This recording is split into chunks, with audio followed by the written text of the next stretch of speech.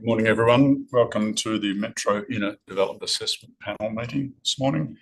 I declare the meeting open at 9:31.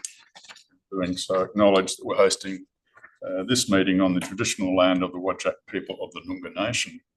We acknowledge the Aboriginal people as the traditional custodians of Western Australia, pay respect to elders past and present, and the ongoing connection between people, land, waters and community.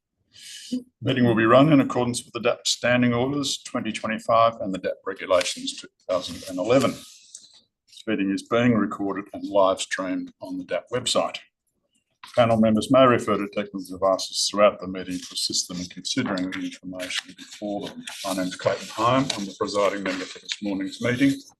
And with me here I have Karen Hyde, the deputy presiding member, Andrew Howe, the third specialist member. And online we've got Councillor Ben Kunza and Councillor Shen Sikon. Sikon? Is that how you pronounce? Sikon. Sikon, thank you. Good. Apologies from Mayor Patrick Hall, and just noting that the minutes from previous meetings are available on the DAP website. Declarations of due consideration. Panel members, have you all considered the information before you, including the Part B related information? Could you confirm by show of hands, please? Thank you very much. Disclosures of interest. Are there any disclosures of interest? Councillors, was this matter considered at a council meeting or a briefing session? Thank you, presiding member. No, it has not been dealt with at a council meeting or a previous strategic briefing of any type. Can I just make reference to last time this matter was considered, I had an impartiality interest. Given the nature of today's agenda, I don't think I need to raise it formally. I just wanted to bring reference to the fact that it's in the report, the fact that I previously dealt with the matter regarding a landscaping issue, but I just wanted to bring it to reference for the panel's attention. Thank you, Councillor. Okay, we'll move on to the item, which is the two multiple dwellings in Riverton Drive in Rossmoyne. We have a presenter in Nick Grinrod from Rise Urban. Nick, over to you. You've got 3 minutes to perform. Thank you. So, as mentioned, I'm Nick Grinrod from Rise Urban, here with Tony Goodsell from Dale Orwell Projects. On behalf of the landowners, Chris and Helga Catlow, who are unfortunately unable to be here today. As per our written deputation, we accept the city's recommendation for deferral on the understanding that the application will be going back to DRP in January, and then after that the city will reassess the application and we'll go from there. We are, however, seeking for the DAP to bring forward the deferral due date to the 2nd of May, as we had previously discussed with the city. That was the date they thought they could get their reassessment completed by and back to DAP for a final determination. Otherwise, we're more than happy to take any questions, or should the DAP wish to make any comments on the revised plans that we attached to the written deputation, we would appreciate that as well. Thank you. Questions of the presenter from panel members? Are there any? Yes. Thank you, presiding member. Can I ask what caused the delay? I don't see that there was a great deal of correspondence during the months of August and September. Your plans came in late October. So could you please explain to me what's happened during the deferral period, which has meant that we're at the position we're at? Yes, of course. So after the initial DAP decision to defer, we prepared some revised plans. Then at that point in time, the landowners had some personal matters to deal with. They were also away overseas for a month or so. And so the project essentially sat stagnant for those few months. Then in mid to late October, it picked up steam again. We resubmitted, and then since then, we've been navigating the mad rush to Christmas with the city, trying to work out the logistics of timing and that sort of thing. Okay. In your opinion, the issues that were identified with the previous plans and the reasons for deferral, in your opinion, have the plans been sufficiently amended to deal with those issues? In my opinion, yes. The two concerns that were raised previously, to boil it down, but to boil what is a complex matter down, was the size of the building, i.e. the bulk and scale, and the number of dwellings that were proposed. The city had previously expressed that they had some concerns with regard to the internal floor plate and the capability for it to potentially be used as 3 multiple dwellings. We have made some targeted changes to try and provide some assurance that that's not going to happen. With regard to the building bulk and scale, we have brought it in a bit from 2nd Avenue. It's not a fundamental redesign, that's for sure, but we think that on a street that is lined with very large buildings, i.e. mansions, and we think that this development ties in with the character created by that. I will also add that the extra space that we have created in the 2nd Avenue setback is going to be entirely landscaped, and there were comments made by DAP at the previous meeting that they want to see more landscaping in that area, so we have actioned that request. I guess the question of extent is something that we will work through with the city. Okay.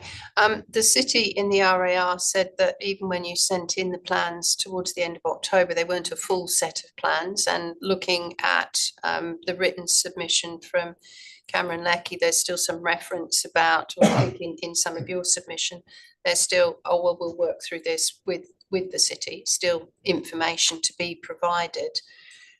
How quickly can you move on those things? How much time is required to supplement those plans and to work through things? So the intent of our resubmission in late October was to have a preliminary conversation with the city before we went back to DRP as to whether they thought we were heading in the right direction. So we didn't provide a full submission because we prepared the updated plans quite quickly at that point in time to try and meet DRP deadlines. That didn't end up happening due to various reasons, and we have now prepared the full set to submit to the city. The DRP deadline for January was last Friday, if I recall correctly, and we submitted on time for that. Okay. So my understanding, at least, and the city will hopefully be able to confirm this, is that this will go to the 20th of January DRP. We've submitted the landscaping plan as requested. We've submitted the full set of perspectives and the updated plans. I spoke with the city on the phone last week as to whether we had provided all of the information that they needed at this stage, and they informally said yes. All right. Okay. I'll ask the same questions of them, but thank you, Nick. Further questions? Not for me, thanks. No, councillors? Any questions? No. Okay, then thank you. Thanks, gentlemen. We'll move on to, well, sorry, just note also that there was a written deputation from Cameron Leckie, so that's to be recorded in the minutes. Now we'll move on to the officers. Gentlemen, is there any need to make any statement from you, or are you just happy to take questions? Through the chair, we're happy to just take questions. Okay, thank you. Questions of the officers? Member Hyde. Thank you. When you got the revised plans at the end of October, why was it not possible to get those into the DRP and to have that assessment prior to the RAR date of the 5th of December? Through the chair, as a responsible authority, we have statutory obligations in terms of assessment that we need to fulfil. So this application, that would include internal and external referrals plus consultation as well.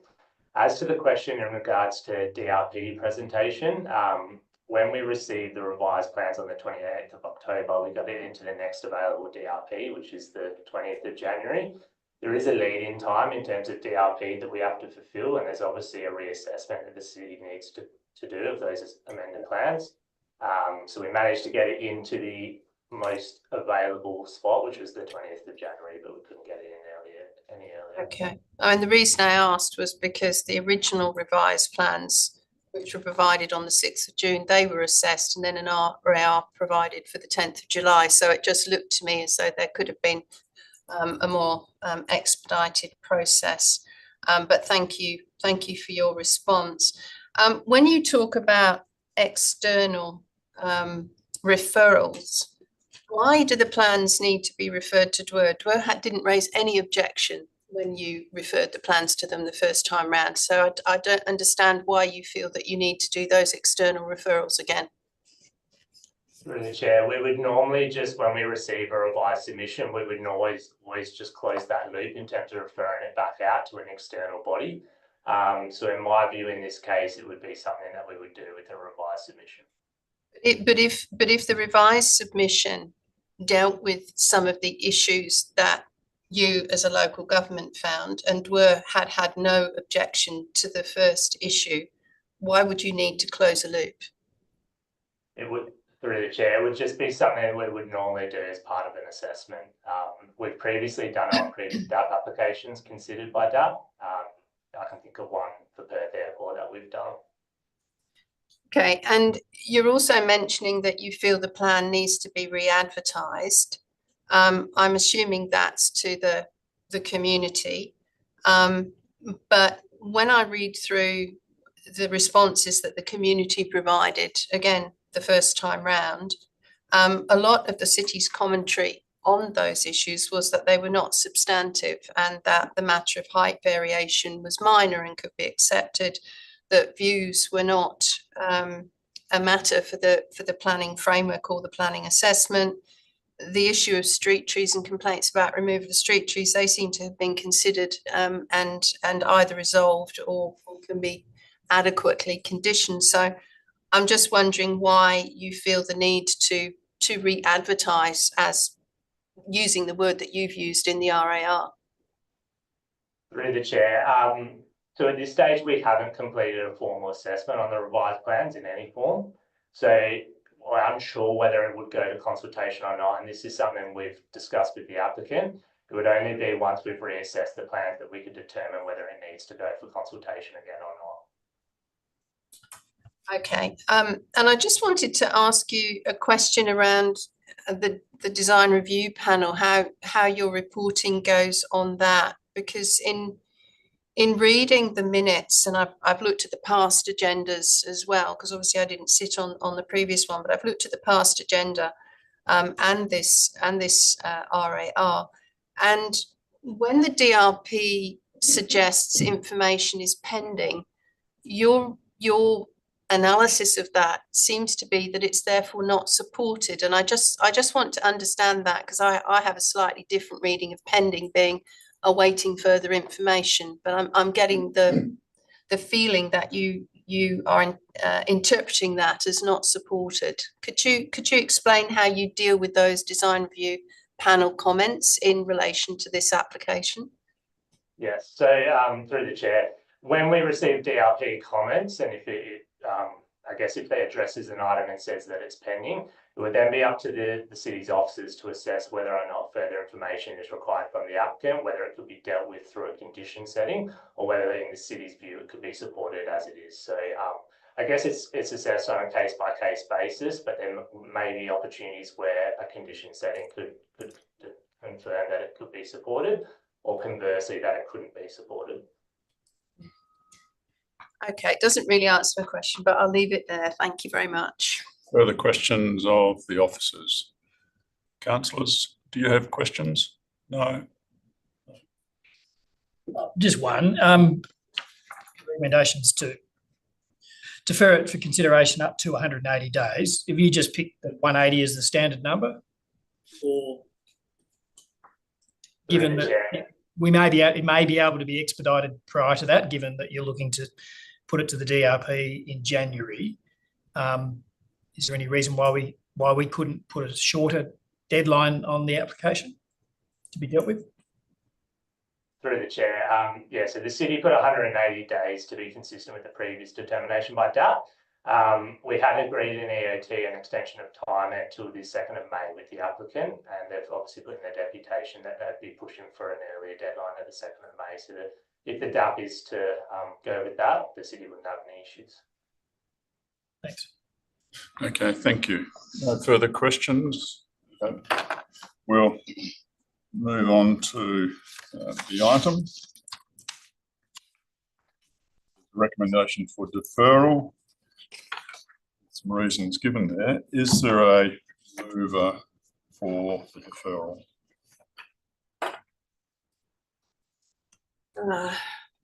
I'm happy to move for the purpose of debate, but I'll speak to it if there's a seconder. Seconder? Second. Thank you, Andrew Howe. Thank you, Karen. Thank you. I think this is quite a concerning set of affairs, one way or another. And as I said, I've read this agenda, past agenda, associated presentations, and all the minutes. So my comments are in general about the development process, about the development, and then about the process. In my opinion, the built form, as we see in the revised plans, is contemporary, but I don't think it's out of character, given that there are a number of very large properties nearby. That doesn't concern me, the scale, the design, materiality, etc. I think the entrance, and therefore the primary nominated street, is clearly Second Avenue. I don't believe the main entrance is the garage service area. It's where the front door is. It's also where the crossovers were to the previous property. So I think that is the nominated primary street. Happy that you have increased the setbacks and that there would be some landscape presentation. The gardens are generally quite green through that street, so that's appropriate to respect and reflect that street. The accommodation is generous and spacious, but again, I don't believe that's out of character with those residents in that locality, or with other large residents that we see from areas of this nature, which is obviously fairly affluent. The open space to me appears to be adequate when correctly measured, and I think that going forward there should be a quite clear and specific agreement between applicant and city as to how the open space is measured and what elements are included in it. The retention of street trees is important, but just looking at least one of the street trees does appear to be in fairly poor health. So I think there needs to be some, again, agreement on what is retained and protected, and what is either taken away and replaced or not required from the point of view of amenity and respecting the streetscape. I don't believe the matter needs to be re-advertised, other than confirming to the neighbours that any changes have been made, and seeking comments if needed. But it would seem to me that a number of the comments that were made during the advertising period have been resolved through the revised landscape plans and can be resolved through conditions of approval. And as I've already stated, a lot of what the city assessed on the basis of previous submissions from the community are either of a minor nature, particularly height, given the slope of the site, or can be resolved through conditions. So I think it would be just a normal situation to indicate that to the previous objectors and to move ahead without having to go through a formal advertising process. I find some issue with the way that the reporting of the design review panel comments has been put in the RAR. I don't find the design review panel comments of the previous development necessarily dismissive. And the feedback from the chair, even back in July, stated that sufficient improvements had generally been made. And whilst there was some outstanding matters that they identified, in my view, they could have been dealt with through conditions of approval. And certainly given the amendments that have been made in the current draft plans, I think that's even more the case. I think the development therefore can be approved and should be within a shorter period of time. I understood the issue of needing to define the accommodation typology, whether it's 2, 3 or 4 units, and that's really important in the way that the assessment is made. But looking at the current plans, I think that this matter has been resolved through the revisions that have been made. It would appear so. As for the process, it's very frustrating that the plans were submitted so late in the deferral period in October. There are obviously circumstances which led to that, which I accept. But it is also disappointing that the response from the city was to seek more time rather than trying to progress through to the December DRP and hence to bring it to a close during the 180 days that were provided through the original deferral, given now that this application has been in the pipeline for nearly 12 months for 2 multiple dwellings. It seems to be rather laboured. And I hope that moving forward, there can be progress and agreement between the applicants team and the city.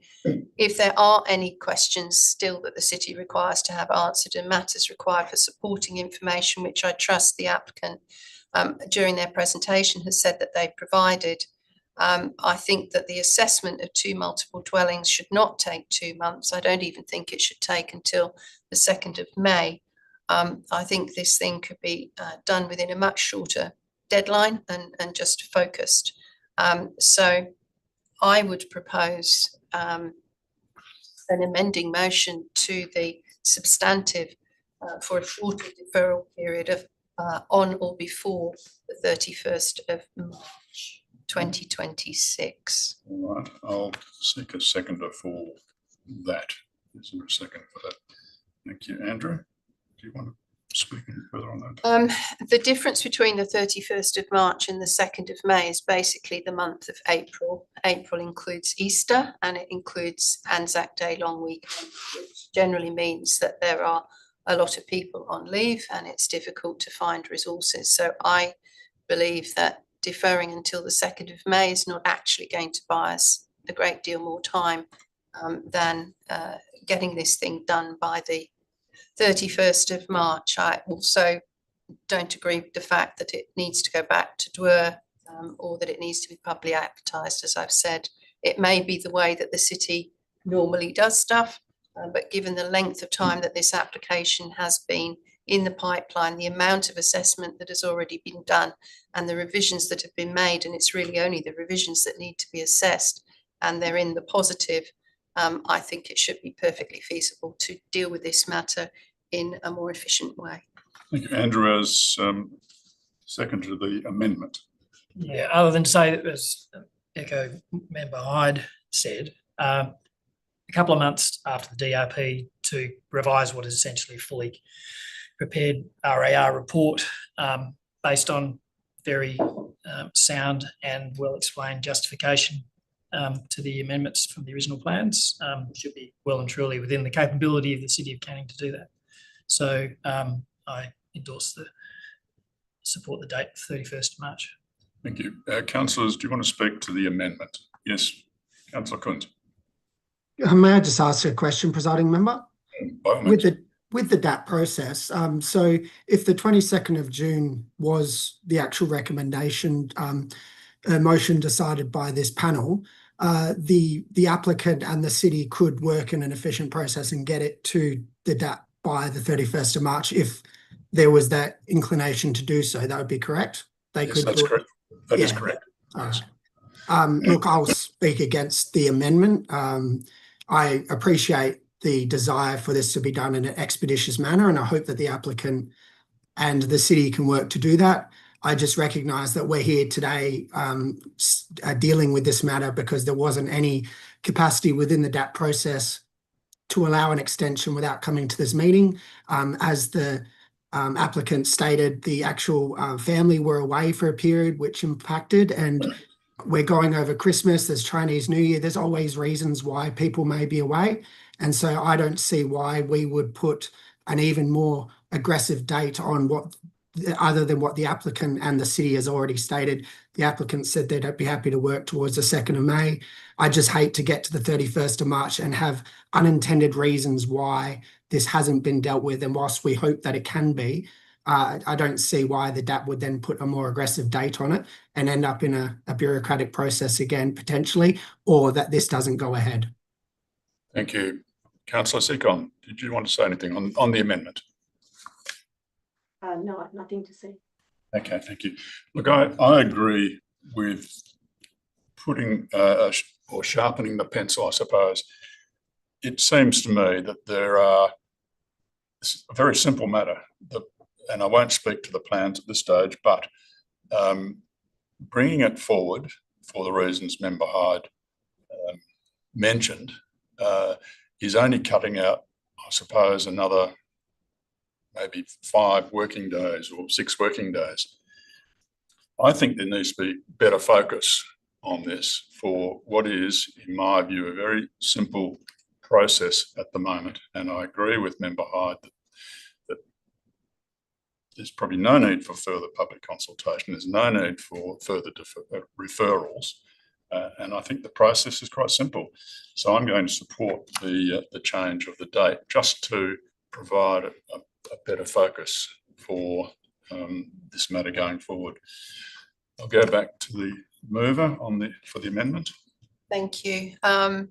I don't want it to appear as though I'm criticising the City of Canning. I know they do a brilliant job and they've got a lot on, and you know it is difficult with resource matters around public holidays. But as Member Hyam says, all the more reason to have a sharpened pencil and a focused look. And I would say to the applicant and their representatives that goes for them as well. This is clearly much needed accommodation for a family who are trying to do the right thing. And I think that everybody should be working together for the most efficient and expedited outcome.